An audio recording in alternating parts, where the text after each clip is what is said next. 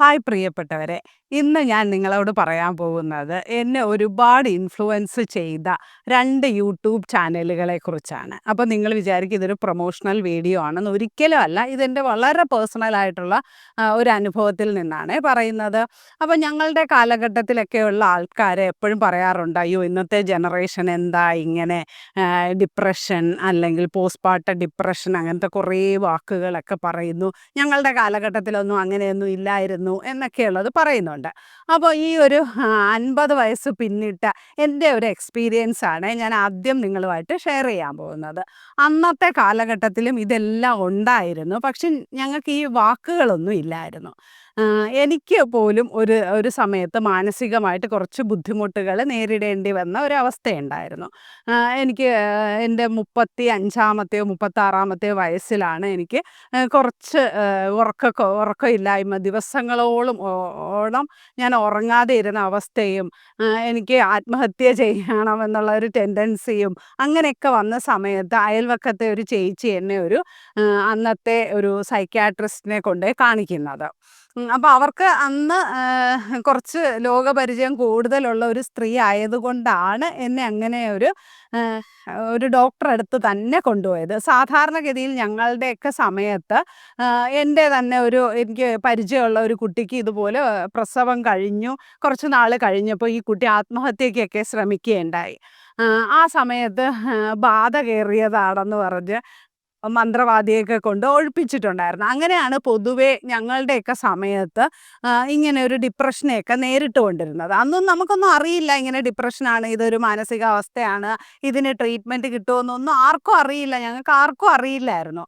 അതുകൊണ്ടാണ് ഞങ്ങൾ അങ്ങനെ ഒരു വാക്കുകളോ ഒന്നും ഉപയോഗിക്കില്ല. ആകെയുള്ള ഒരു മാനസിക അസ്വാസ്ഥ്യം എന്ന് പറയുന്നത് ഈ പറയുന്ന പോലെ ഭ്രാന്തെന്ന് പറയുന്ന ഒരവസ്ഥ മാത്രമാണ് അന്ന് ഉള്ളത്. അപ്പോൾ വീട്ടിൽ ആർക്കെങ്കിലും ഇങ്ങനെ ഒരു മാനസികമായിട്ടുള്ള എന്തെങ്കിലും ബുദ്ധിമുട്ടുകൾ വന്നാൽ അന്നത്തെ ആൾക്കാർ ചെയ്യുന്ന മാക്സിമം കാര്യം ബാധ കയറി എന്ന് പറഞ്ഞിട്ട് ബാധ ഒഴിപ്പിക്കാൻ എന്ത് ചെയ്യും എന്ന് ആലോചിക്കുകയാണ് ചെയ്യുന്നത്. അപ്പോൾ എന്നെ ഒരു ഡോക്ടറെ അടുത്ത് കൊണ്ടുപോവുകയും ആ ഡോക്ടർ നല്ല ഒരു ഡോക്ടറായിരുന്നു. എനിക്ക് മെഡിസിൻസ് ഒക്കെ തരികയൊക്കെ ചെയ്തു. അപ്പോൾ എൻ്റെ വീട്ടുകാരെ കാണണമെന്ന് ഡോക്ടർ ആവശ്യപ്പെട്ടെങ്കിലും ഒരിക്കലും എൻ്റെ വീട്ടുകാർ അങ്ങനെ ഒരു ഡോക്ടറെ അടുത്തേക്ക് വരികയില്ല. കാര്യം എന്തെന്ന് വെച്ചാൽ അന്നത്തെ കാലഘട്ടത്തിൽ ഒരു മാനസിക ഡോക്ടറെ അടുത്ത് പോവുക എന്ന് പറയുന്നത് ഒരിക്കലും നമ്മുടെ കുടുംബത്തിനൊന്നും ചേർന്ന ഒരു കാര്യമായിരുന്നില്ല. അതുകൊണ്ട് തന്നെ ഞാൻ പറഞ്ഞു, ഇല്ല വീട്ടുകാരൊന്നും വരില്ല ഡോക്ടറെ എന്നൊക്കെ പറഞ്ഞു. അപ്പോൾ എനിക്ക് കുറേ നല്ല എന്നെ കൗൺസിലിംഗ് ചെയ്ത സമയത്ത് എനിക്ക് ഒരുപാട് കാര്യങ്ങൾ പറഞ്ഞു തന്നു. എൻ്റെ ലൈഫിനെ കുറിച്ച് ഒരുപാട് കാര്യങ്ങളൊക്കെ എനിക്ക് അന്ന് പറഞ്ഞു തന്നു. പക്ഷേ അതൊന്നും എനിക്ക് മനസ്സിലായില്ല. അത് നമ്മൾ ഡോക്ടർ മരുന്ന് തരുന്നു, എനിക്ക് അസുഖമൊക്കെ മാറുന്നു. കുറേ നാളുകൾ എടുത്തു ഞാൻ ബാക്ക് ടു നോർമൽ വരാനൊക്കെ. അതൊക്കെ കഴിഞ്ഞ് വർഷങ്ങൾക്ക് ഇപ്പുറം ഇപ്പോൾ ഒരു കൊറോണയൊക്കെ കഴിഞ്ഞ സമയത്താണ് ഞാൻ ഡോക്ടർ സൂസൻ കോരോത്ത് എന്ന് പറയുന്ന ഒരു യൂട്യൂബ് ചാനൽ കാണാനിടയായത്. അപ്പോൾ എനിക്ക് ആ ചാനലിൽ നിന്ന് ഒരുപാട് ഇൻഫർമേഷൻ എനിക്ക് കിട്ടി. എൻ്റെ ലൈഫിനെ തന്നെ മാറ്റിമറിച്ച ഒരു ചാനലായിരുന്നു അത്. കാര്യം എൻ്റെ പേഴ്സണൽ ലൈഫിൽ എനിക്ക് എന്താണ് സംഭവിച്ചതെന്ന് വർഷങ്ങൾക്ക് മുമ്പേ, അതായത് 10-20 വർഷങ്ങൾക്ക് മുമ്പേ എൻ്റെ ഡോക്ടർ എന്നോട് പറഞ്ഞ എല്ലാ കാര്യങ്ങളുടെയും വളരെ ഡീറ്റെയിൽഡ് ആയിട്ടുള്ള എക്സ്പ്ലനേഷൻ ആ ഡോക്ടർ സൂസൻ്റെ വീഡിയോയിൽ നിന്ന് എനിക്ക് കിട്ടി.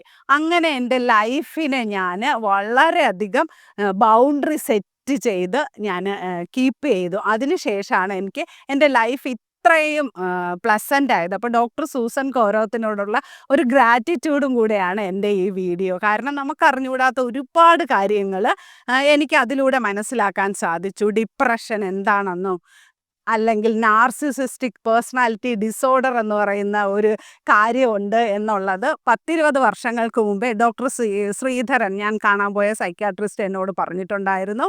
എൻ്റെ ലൈഫിലെ വളരെ വേണ്ടപ്പെട്ട ഒരാൾ നാർസിസിസ്റ്റ് ആണെന്നും. പക്ഷെ അന്ന് നാർസിസിസ്റ്റ് എന്നല്ല പറയുക, ഡിസോർഡറാണ് എന്നാ പറയുക, പേഴ്സണാലിറ്റി ഡിസോർഡർ എന്നോ അങ്ങനെ എന്തോ ആണ് പറയുന്നത്. പക്ഷെ ആ പറഞ്ഞ കാര്യങ്ങളെല്ലാം എനിക്ക് ഡോക്ടർ സൂസൻ കോരോത്തിൻ്റെ വീഡിയോയിൽ നിന്ന് വിശദമായിട്ട് മനസ്സിലാക്കാൻ സാധിച്ചതിന് ശേഷം ലൈഫിൽ വളരെ വളരെ ഇമ്പോർട്ടൻ്റ് ആയിട്ടുള്ള തീരുമാനങ്ങൾ ഞാൻ എടുക്കുകയും ഇന്ന് ലൈഫിൽ ഞാൻ വളരെ വ്യക്തമായൊരു ബൗണ്ടറി സെറ്റ് സെറ്റ് ചെയ്ത് എൻ്റെ ലൈഫിൽ എനിക്ക് എത്ര വേണ്ടപ്പെട്ടവരായാലും അവർക്ക് നാർസിസിസ്റ്റിക് പേഴ്സണാലിറ്റി ഡിസോർഡറിൻ്റെ എന്തെങ്കിലും ഒരു ഇതുണ്ടെന്ന് ഞാൻ തിരിച്ചറിഞ്ഞു കഴിഞ്ഞാൽ എൻ്റെ ലൈഫിൽ നിന്നും അവരെ വളരെ വ്യക്തമായ ബൗണ്ടറി സെറ്റ് ചെയ്ത് തിരിച്ച് എൻ്റെ ലൈഫിനെ സേഫ് ആക്കാൻ എനിക്ക് സാധിച്ചത് ഡോക്ടർ സൂസൻ്റെ വീഡിയോ കണ്ടിട്ടാണ്. ഇപ്പോൾ ഒരുപാട് ആൾക്കാർ ഈ വീഡിയോസൊക്കെ ഷെയർ ചെയ്യുന്നുണ്ട്. നാർസിസിസ്റ്റ് എന്ന് പറയുന്ന നമുക്ക് ചുറ്റും നിൽക്കുന്ന നമ്മളുടെ ജീവിതത്തെ കാർന്ന് തിന്നുന്ന കുറച്ച് ആൾക്കാർ നമുക്ക് ചുറ്റുമുണ്ട് എന്ന് നമ്മൾ തിരിച്ചറിയണം. അതിനെക്കുറിച്ച് നിങ്ങൾ വിശദമായിട്ട് പഠിക്കണം. പ്രത്യേകിച്ച് വിവാഹം കഴിക്കാൻ പോകുന്ന സ്ത്രീകളും ഇനി വിവാഹം കഴിച്ചവരും. പൊതുവെ പുരുഷന്മാരാണ് നാർസിസിസ്റ്റ് ആയിട്ട് പറയുന്നതെങ്കിൽ ഒത്തിരി സ്ത്രീകൾ നാർസിസിസ്റ്റുമാരുണ്ട്. അങ്ങനെ നാർസിസിസ്റ്റുമാരുടെ മരുമക്കളായി ജീവിതം തന്നെ നഷ്ടപ്പെട്ടു പോയിക്കൊണ്ടിരിക്കുന്ന ഒരുപാട് സ്ത്രീകൾ നമ്മുടെ ചുറ്റുമുണ്ട്. അപ്പം നിങ്ങൾ എല്ലാവരും ഈ ഒരു ടോപ്പിക്ക് വളരെ വിശദമായിട്ട് കേൾക്കണം. ഡോക്ടർക്ക് ഒരുപാട് ആധികാരികമായിട്ട് പറയാൻ ഒരുപാട് ടോപ്പിക്കുകൾ അതിൻ്റെ ഒരു സീരീസ് തന്നെ ചെയ്തിട്ടുണ്ട്. ഞാൻ അതെല്ലാം കേട്ടിട്ടുണ്ട്. എല്ലാവരും മസ്റ്റായിട്ട് നമ്മുടെ പേഴ്സണൽ ജീവിതത്തിൽ ഇങ്ങനത്തെ നാർസിസിസ്റ്റുമാരിൽ നിന്നും ബൗണ്ടറി സെറ്റ് ചെയ്ത് അതിന് നമ്മുടെ പ്രസവിച്ച അമ്മയാണെങ്കിൽ പോലും ഒരു നാർസിസിസ്റ്റ് അമ്മയുടെ മക്കളായി ജീവിക്കുക എന്നൊക്കെ പറയുന്നത് നരകതുല്യമായിട്ടുള്ള കാര്യമാണ്. അങ്ങനെ ആണെങ്കിൽ പോലും നമുക്ക് എന്ത് ചെയ്യാൻ പറ്റും? നമ്മൾ ജനിച്ചു പോയില്ലേ, നമുക്കിനി അവരെ പാരൻസ് അല്ല എന്ന് പറയാൻ പറ്റില്ലല്ലോ.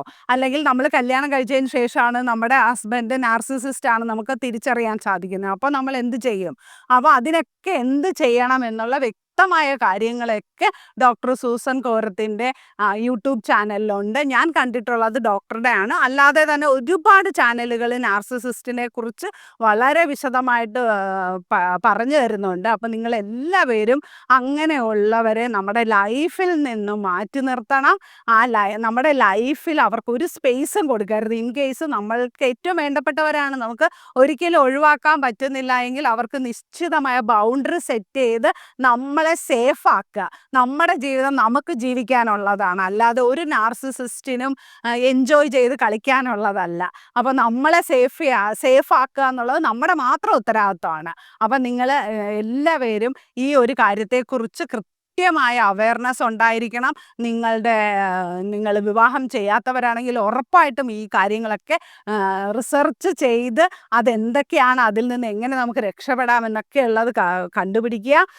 പിന്നെ നിങ്ങൾ വിവാഹം ചെയ്യുന്നതിന് മുമ്പ് നിങ്ങളുടെ പാർട്ട്ണറുടെ സ്വഭാവങ്ങളൊക്കെ മനസ്സിലാക്കുക. ഒരിക്കലും ഒരു നാർസിസിസ്റ്റിന് മുന്നിൽ അടിയറവ് പറഞ്ഞ് നിങ്ങളുടെ ജീവിതം നശിപ്പിക്കാതിരിക്കുക.